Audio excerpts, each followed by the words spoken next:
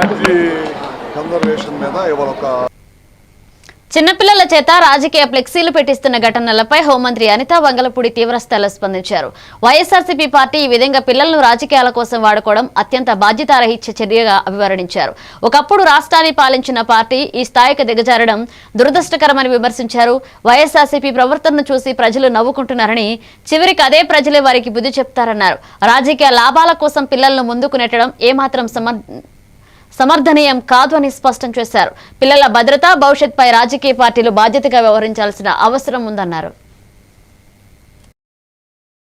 ఎలా ఉంది పోలీస్ పరిస్థితి ఎలా ఉందంటే, ఒక పక్క లా అండ్ ఆర్డర్ని మేము ఎంత పర్ఫెక్ట్గా ముందుకు తీసుకెళ్ళడం ఒక ఎత్తు అయితే, ఇలాంటి రౌడీ మూకల్ని అరికట్టాలి అన్న దృక్పథం కూడా మాకు కూడా ఎక్కువగా ఉంది. చిన్న పిల్లల్ని కూడా ప్రేరేపించి ఈ రోజు అటువంటి నేరాలకు ముందుకు తీసుకెళ్లే పరిస్థితిలో జగన్మోహన్ రెడ్డి ఉండి, ఆ జగన్మోహన్ రెడ్డి తిరిగి వాళ్ళ పీపీపీ విధానంలో వచ్చిన వాళ్ళు అరెస్ట్ చేస్తామని మాట్లాడుతూ ఉంటే నిజంగా ప్రజలే ఈరోజు నవ్వుకునే పరిస్థితులు ఉన్నాయి. వీళ్ళకి సమాధానం ఆల్రెడీ లాస్ట్ ఎలక్షన్స్లో చెప్పారు, వచ్చే ఎలక్షన్స్లో కూడా డెఫినెట్గా చెప్తారు.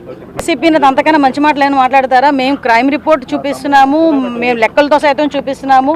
ఈరోజు గాంజాకి ఇంతకుముందు హబ్లా తయారైన ఆంధ్రప్రదేశ్ని ఈరోజు గాంజా రహిత ఆంధ్రప్రదేశ్గా మార్చడానికి ఈగల్ని ఏర్పాటు చేసుకుని ఎఫెక్టివ్ వేలో ముందుకెళ్లే పరిస్థితి.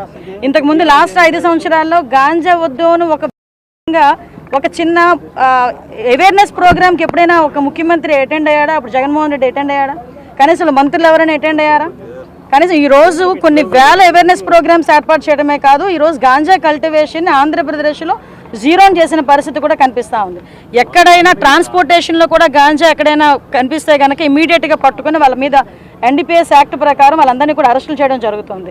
ఎక్కడిదక్కడ మేము కట్టుదిట్టంగా మేము క్లియర్గా కట్టుదిట్టమైన చర్యలు తీసుకుంటున్నాం. గాంజా విషయంలో కూడా ఎవరిని ఉపేక్షించే పరిస్థితి లేదు.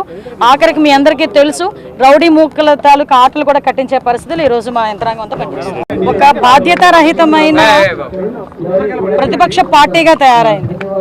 నిన్న మొన్న కూడా చూస్తే ఎవడో ఫ్లెక్సీ పెడతాడు, రపా నరుగుతా